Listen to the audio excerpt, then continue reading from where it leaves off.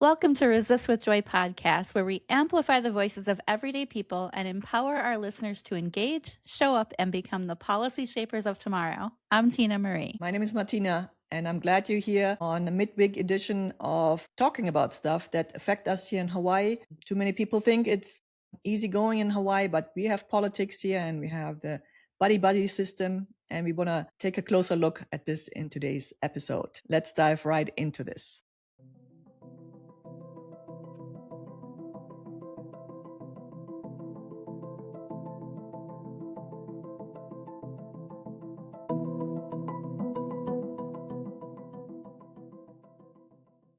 So silly.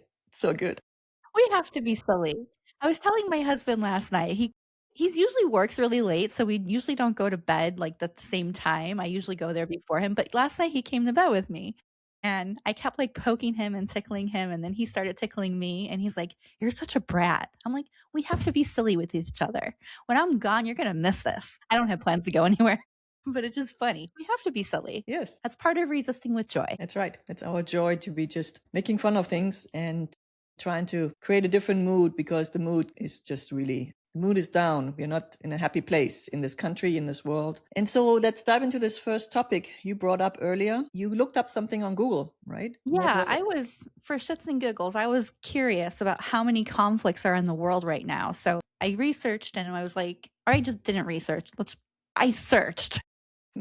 I asked like how many wars are currently going on in the world, and depending on who you ask, it's between 60 and 125 or whatever. And I'm thinking there's over 100 conflicts in the world right now, and you had asked how many conflicts there were in 2023, and it was a clear 59. So 59 conflicts in 2023 to over 100 today in the world. And it's got me thinking that humans have been around for hundreds of thousands of years, and we are still at war with one another somewhere, anywhere. Like, at what point can we get past all of the conflict and start resolving things with our words, resolving things with compromise and understanding?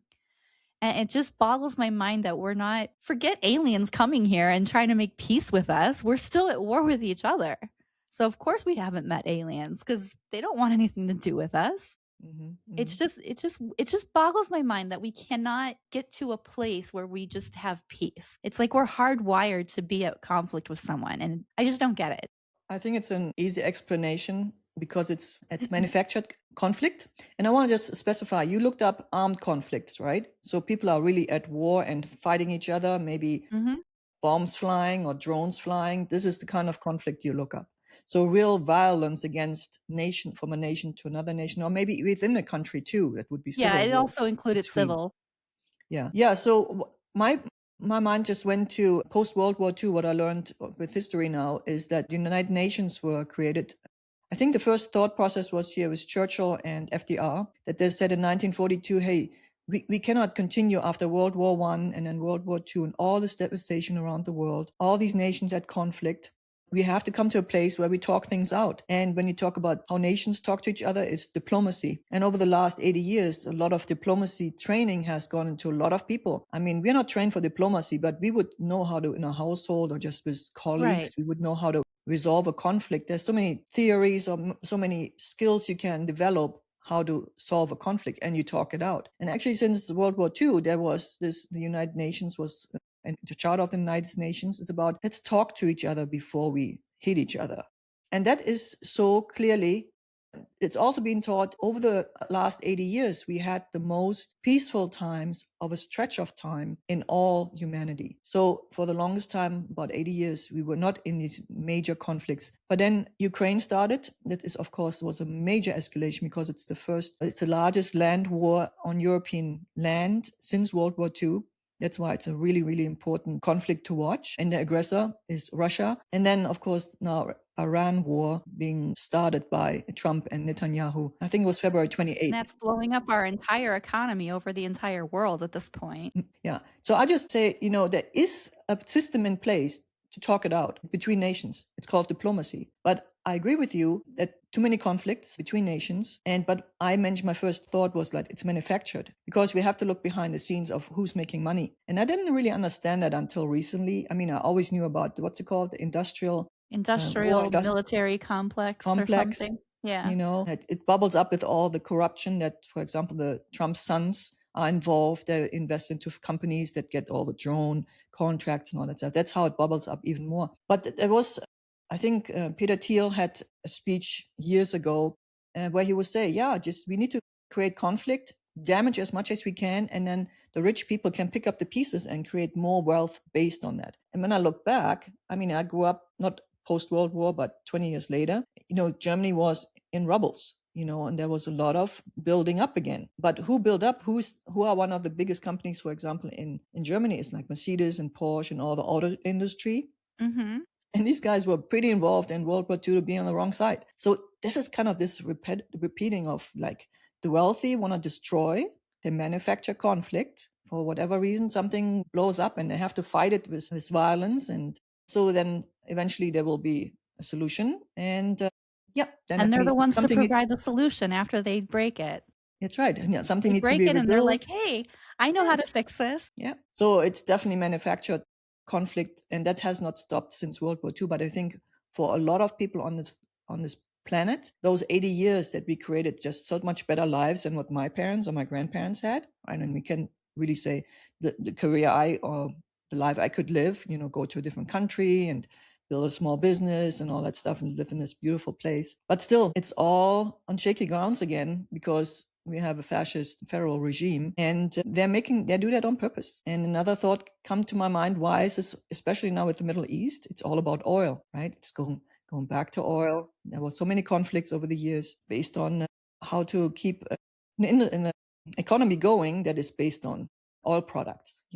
Most people maybe don't know that, but plastic is an oil product. So it's that cycle. We're just going in circles, and we don't understand why we're still here, although it's clear that the pattern is there.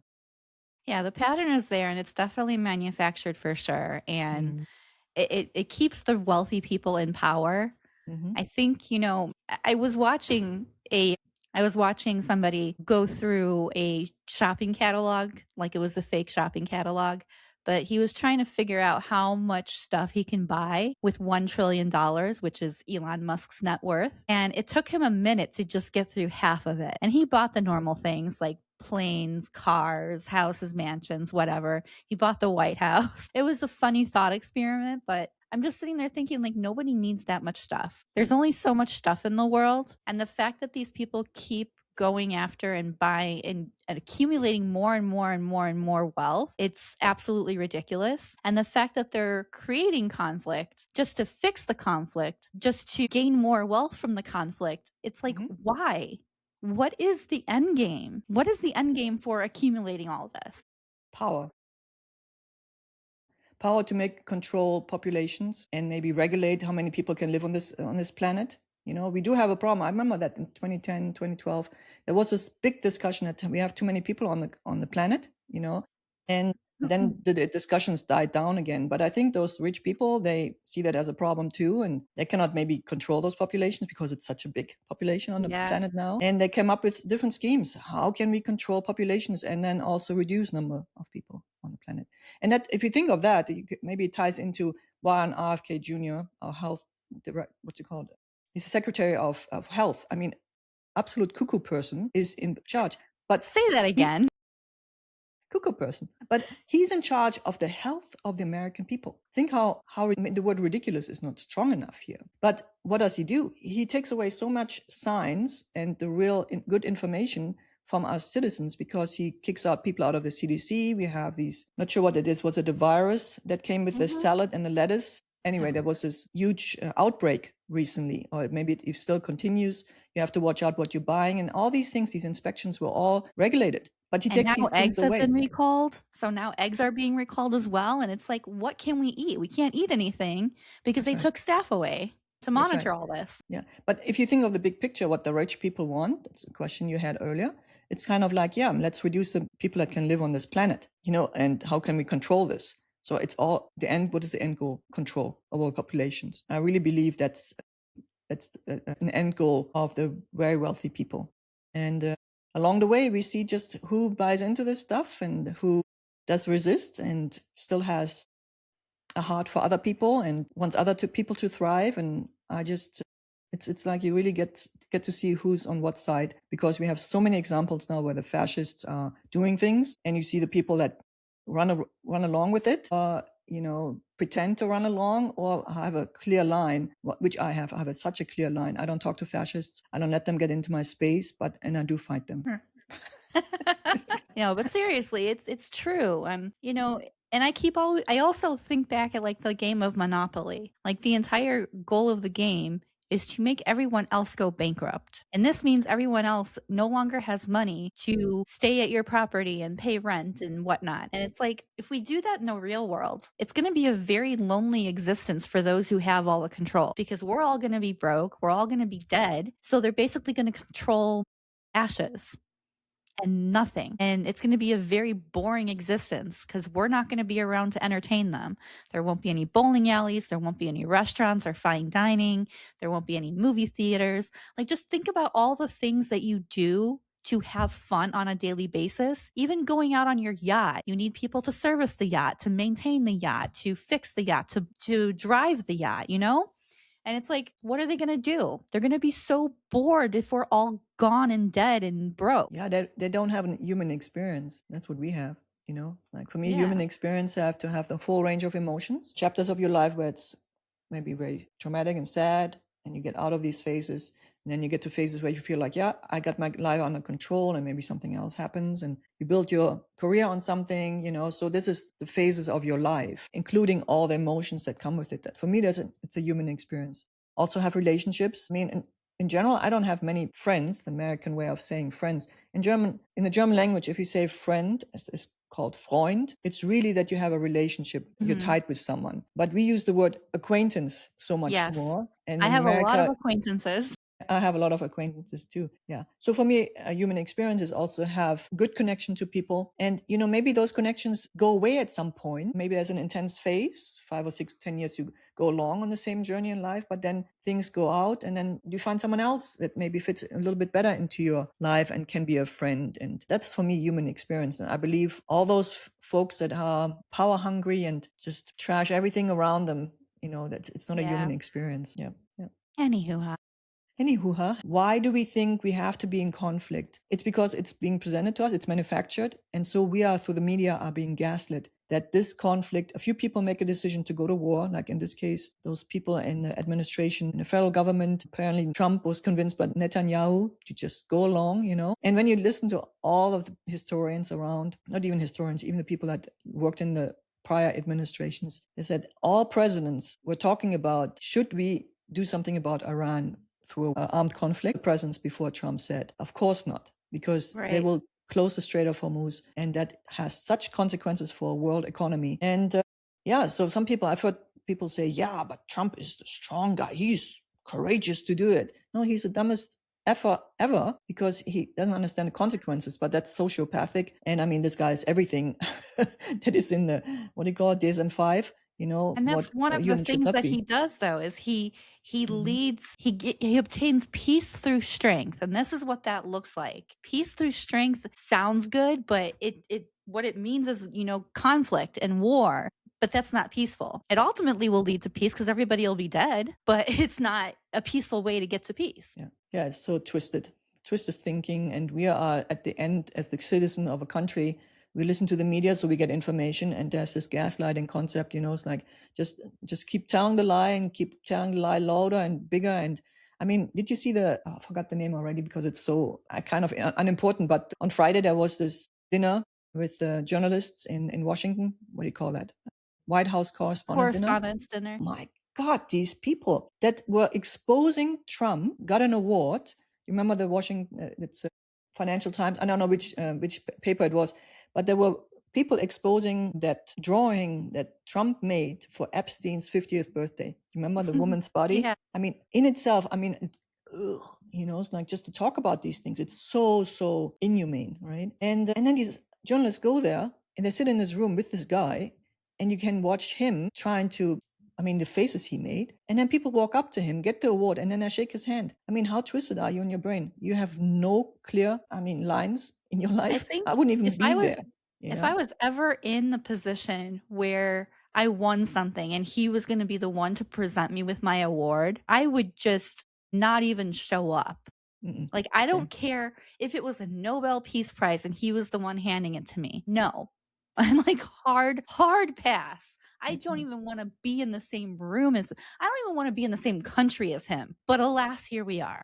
Yeah, that was a disgusting display of the cultural immorality. I say as a country, because it's all surfacing now. I'm not saying all Americans are that, but the people in power right now, they're so immoral, and the press around it as well. It's just like, oh my God. But should we talk about something else?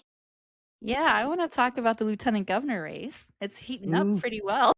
That's local politics. So let's explain, what's the lieutenant governor do in our state? The lieutenant governor is essentially the vice president, the equivalent of a vice president to the entire state.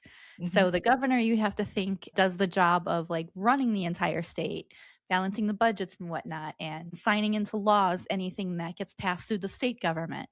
Same way that the president does when he signs laws when anything gets passed through Congress. And then the lieutenant governor is basically the backup governor. So if the governor becomes incapacitated or unable to fulfill his duties, the lieutenant governor would step in.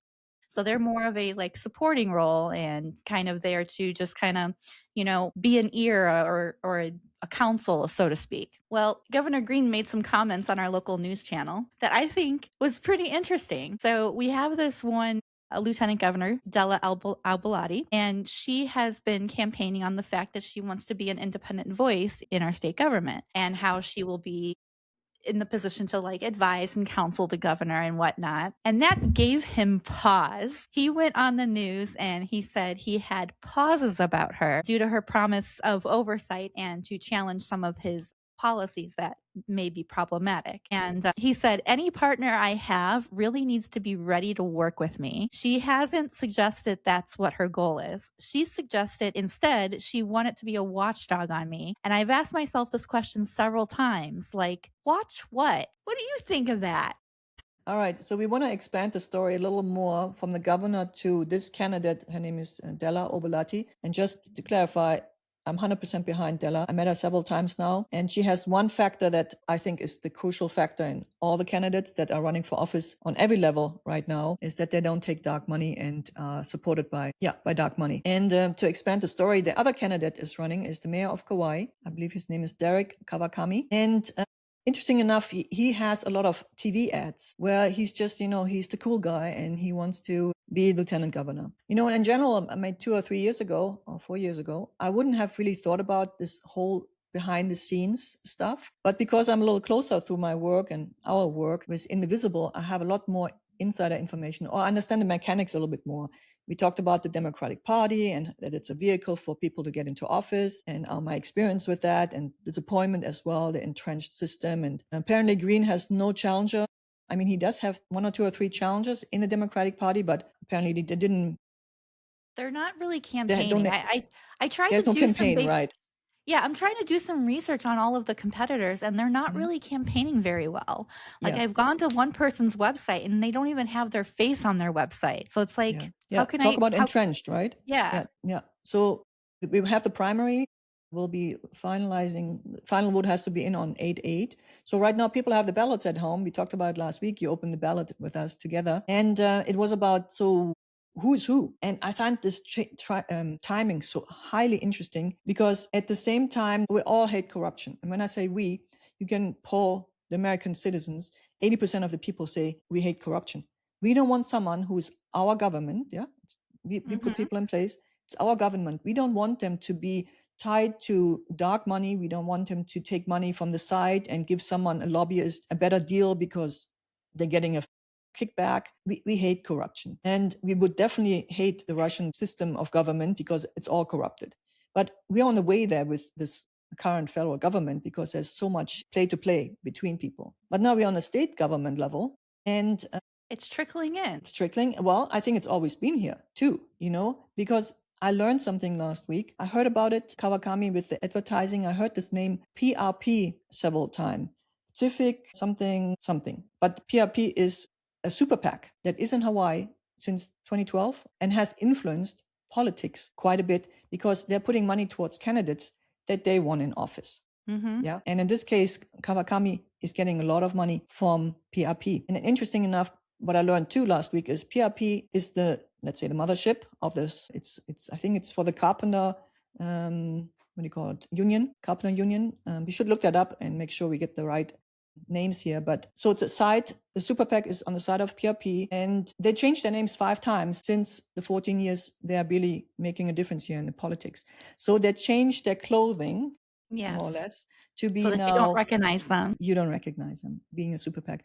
And I mean, the good news is it's only one super PAC that really influences here in Hawaii, because it's a small state and there's only so many public offices to be filled. But the influence has been dramatic, and I believe Green gets PRP money. We're not saying that the people make money, they're throwing money at each other, because a campaign has to be independent from a super PAC. They cannot coordinate by law, but if the PRP wants to have someone in office, they're throwing the money and put all the advertising into on TV ads, etc. And that brings me back to today, where Della Belatti doesn't take any dark money, that is not supported by PRP, and Kawakami is. And it's very obvious, all the money that you can read Civil Beat, you can read other publications, and there's a clear connector. And timing is bad hopefully for Kawakami, because you experienced also that he doesn't really come to our island. We've seen Della several times. I was asked by a close friend, why I'm supporting Della over Derek.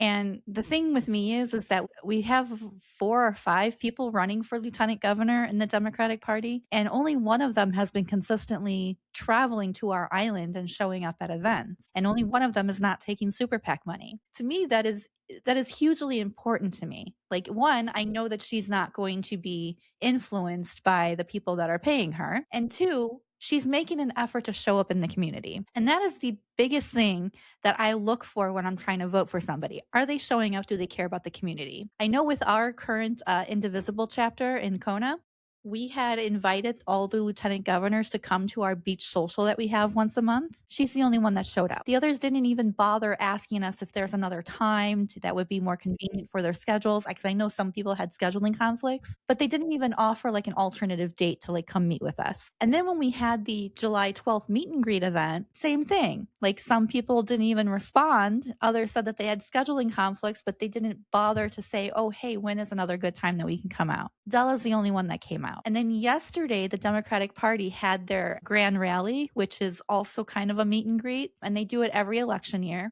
It's a big thing. They've been doing it for decades. Jill Takuda was there. Governor Green was there. I know Derek had come out. So did Della. My husband and I actually arrived a little bit late. I think we were like 20, 30 minutes late. And we got to see like some people talking and whatnot. Della's the only one that stuck around throughout the entire evening. Like, she stayed all the way to the end. Derek was nowhere to be found. I was wanting to like at least meet him and have a conversation with him, but he was nowhere to be found within the 20, 30 minutes that we were late.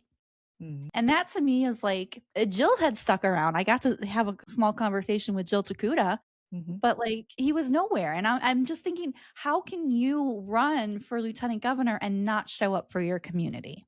Yeah. And that's the biggest thing for me. So that's why I'm supporting Della. Yeah, I'm supporting Della definitely for taking dark money. But we should look at the history of the people that are challengers to really interesting positions. One is Jarrett Keohokalole for challenging Ed Case for the Congressional District 1. It's mainly on Oahu. Lots of people live there. So Ed Case has this advantage that he has this name recognition. I think he's in Congress in Washington 8 or 12 years. And I think he's 72 or 73. And then you have this young, I think he's 45 or something, young man who's running against him. And when we originally from Indivisible did an endorsement process to challenge Ed Case, there were 2 people, and it was Jarrett and Della, and they were fighting it out to get the endorsement of Indivisible Hawaii State Network. It was a really interesting concept. And Jarrett is doing really well in this race. And I think the timing is just bad for anybody who is either taking dark money, because we are all so much more woke. And the other thing is that on Friday, another thing dropped that the current lieutenant governor, but she's not really in office right now, and 4 other people were indicted over corruption charges. So this whole corruption thing that is flying around, and we all hate it, right? It's just front and center in people's news cycle, et cetera, et cetera. So if you have a candidate who insists on, I'm not taking dark money, not insists, but says, I don't take dark money, and that was the biggest criteria for Indivisible to endorse someone. So we would have endorsed Jarrett and Della, but we also said we have to get only one candidate out of this. We cannot do a 3-person race to get Ed Case out of office. So then Jarrett succeeded. Because otherwise the vote would be split between Jarrett and That's Della, right. and then Ed Case would have won. Yeah, so the strongest way to get Ed Case out is if you have one challenger and fully supported. But then what Della did, instead of then running for a congressional seat, she pivoted. And suddenly, as the underdog, she came into the lieutenant governor race. And it's such an interesting development overall. Yes. And I sure hope she can win this. I understand, and it's a statewide race. So in Honolulu or in Oahu, there's bulk of people living and most voters. But she shows up here. We have maybe 10% of the electorate on this island, but she keeps showing up. And I'm hoping we can make a difference too through Indivisible and through the podcast, that people just know, vote for people that don't take dark money.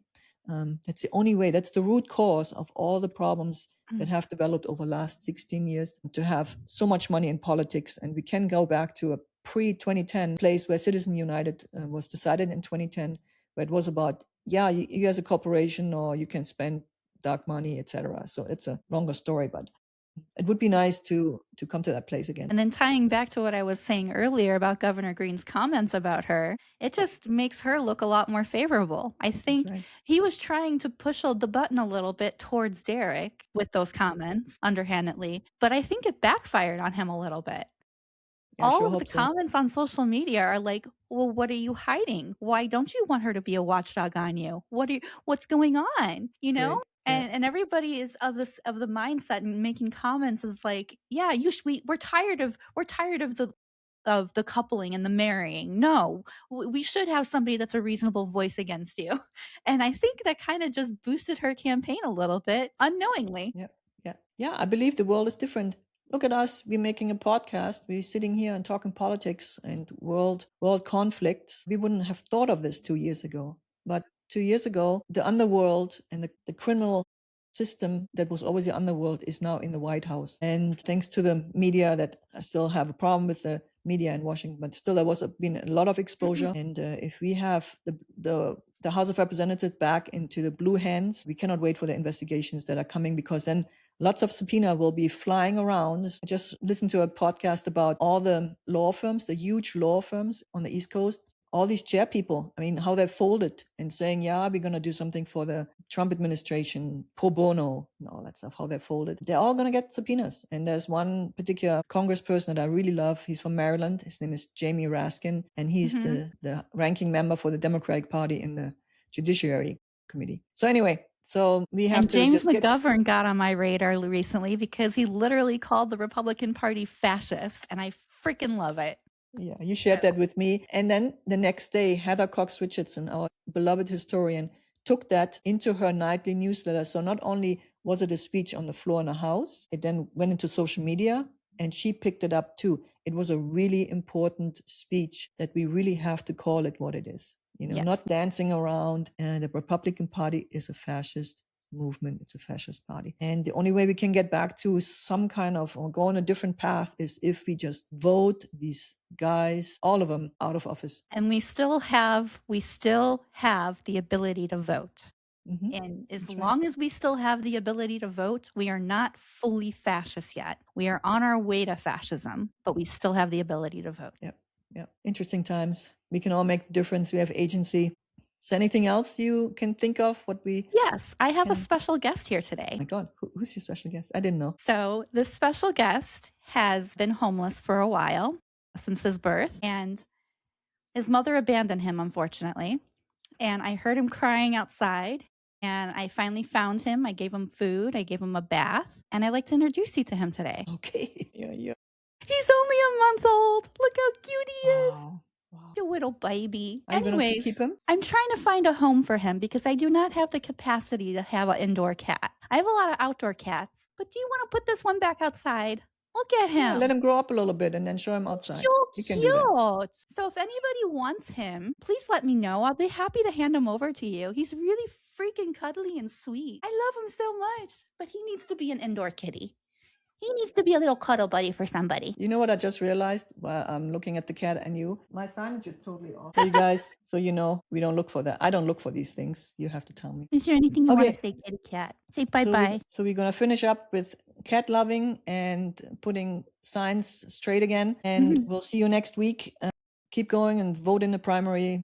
Vote Della or Belatti. And Go if you're in vote! CD1, go for Jarrett Keohokalole. New fresh voices. And both of them were involved in getting Act 11 through the legislator. There were key people to get the first law. I should mention that. The first, we all know, well, maybe you don't, but Hawaii has the first law in the books. Trying to concentrate. Has the first book in the law in the book that says we have our own law against Citizen United. You cannot just spend money, and especially dark money, in politics. And so I see sometimes emails or I get communications what's happening for the folks that push that forward. There's one particular group, it's called the Public Policy Action Group, and they get inquiries from all over the country now, from other legislators. I know of Florida, Virginia, and New Mexico. They're all saying, hey, how did you guys do this? We want to put this into our states too. We're all making a difference. It's a slow process, but think of it, if Hawaii can do it, our little state with all the flaws and the beauty and everything that comes with it for the human experience. You can do it what too. we can do, we can do it too. That's right. So with that, I think that's a great ending. I have to look at the cat. It's like, okay, we say aloha and we talk to you next week. Bye-bye. Aloha.